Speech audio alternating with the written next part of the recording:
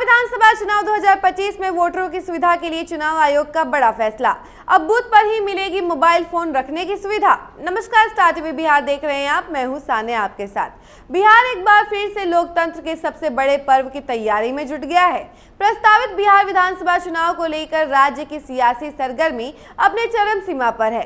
एक ओर जहां राजनीतिक दल जन संघर्ष और प्रचार अभियानों में व्यस्त है, वहीं दूसरी तरफ चुनाव आयोग ने मतदाता हितों को सर्वोच्च प्राथमिकता पर रखते हुए कई अहम और ऐतिहासिक फैसले लिए हैं। इनमें सबसे बड़े और अहम फैसले ये हैं कि अब मतदान केंद्र पर मोबाइल फोन रखने की व्यवस्था और बूथ अनौपचारिक मतदाता पहचान पर्चियों के वितरण की दूरी को घटाकर 100 मीटर किया जाना है।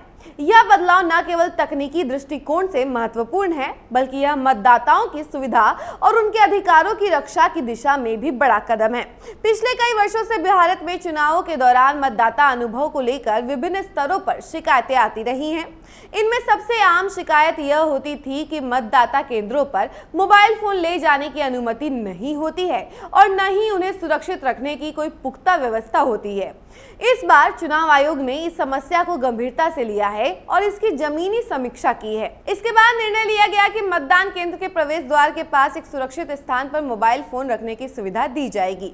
इसके लिए पिजन होल बॉक्स, सुरक्षित लॉकर या जूट बैग जैसी सरल लेकिन प्रभावी व्यवस्थाएं होंगी। मतदाता अपने मोबाइल को सुरक्षित तरीके से जमा कर सकेंगे और मतदान के बाद उसे वापस ले सकेंगे। भारत निर्वाचन नियम 1961 के अंतर्गत नियम 39M मतदान केंद्र के भीतर गोपनीयता बनाए रखने को अनिवार्य करता है। यही कारण है कि किसी को भी मतदान केंद्र के भीतर मोबाइल फोन ले जाने की अनुमति नहीं दी जाएगी।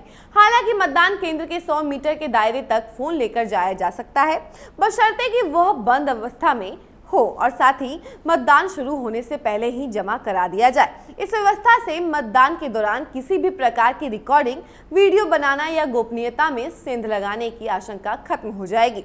निर्वाचन आयोग ने मतदान केंद्र के बाहर अनौपचारिक मतदाता पहचान पर्ची बांटने की दूरी को घटाकर 100 मीटर कर दिया है। इससे पहले यह सीमा 200 मीटर थी। आयोग का कहना है कि लंबे समय से राजनीतिक दलों की ओर से यह मांग की जा रही थी मतदाताओं को पहचान पर्ची के लिए ज्यादा दूरी तय न करनी पड़े। आपको बता दें कि अब 100 मीटर की दूरी पर बनाए गए बूथों से मतदाता आसानी से अपनी पहचान पर्ची ले जा सकेंगे और बूथ तक आसानी से पहुंच सकेंगे।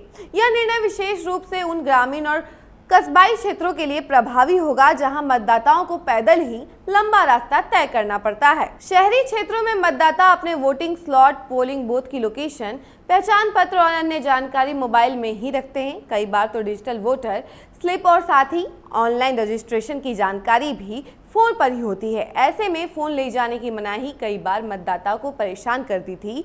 वहीं अब प्रत्येक मतदान केंद्र पर मोबाइल जमा करने के लिए अलग अलग स्थान बनाया जाएगा। इसे प्राथमिक स्वास्थ्य केंद्र की तरह संचालित किया जाएगा, जहां 1 या 2 कर्मियों की नियुक्ति होगी। हर मोबाइल को एक नंबर दिया जाएगा और मतदाता को टोकन मिलेगा। मतदान के बाद वही टोकन दिखाकर फोन वापस मिलेगा। आपको बता दें कि सीसीटीवी निगरानी और कुछ बूथों पर बॉडी कैमरा भी लगाए जाने की योजना है। हालांकि कई बूथ ग्रामीण क्षेत्रों में हैं जहां मूलभूत सुविधाओं की कमी है। वहां मोबाइल फोन जमा करने के लिए सुरक्षित ढांचा तैयार करना चुनौतीपूर्ण हो सकता है। कर्मचारियों की नियुक्ति, प्रशिक्षण और निगरानी के लिए अलग व्यवस्था करनी होगी। वहीं मोबाइल फोन की चोरी या नुकसान की स्थिति में शिकायत निवारण तंत्र को मजबूत करना होगा। आयोग ने इसके लिए जिला निर्वाचन अधिकारियों को विशेष निर्देश दिए हैं कि वे हर मतदान केंद्र का पूर्व निरीक्षण करें और जरूरत के अनुसार संसाधनों की उपलब्धता सुनिश्चित करें। चुनाव आयोग का यह कदम केवल सुविधा तक सीमित नहीं है, बल्कि इसका एक बड़ा उद्देश्य मतदान प्रतिशत को बढ़ाना भी है। बिहार विधानसभा चुनाव 2025 केवल एक राजनीतिक प्रतिस्पर्धा नहीं है, बल्कि यह तकनीकी, सामाजिक और प्रशासनिक दक्षता की परीक्षा भी है। मतदान केंद्रों पर मोबाइल फोन जमा करने की सुविधा और 100 मीटर के भीतर पहचान पर्ची वितरण की अनुमति जैसे कदम भारतीय चुनाव व्यवस्था को और आधुनिक और पारदर्शी और मतदाता केंद्रित बना रहे हैं। बाकी इस खबर को लेकर आपकी क्या राय है, कमेंट सेक्शन में जरूर बताएं और देखते रहें स्टार टीवी बिहार। धन्यवाद।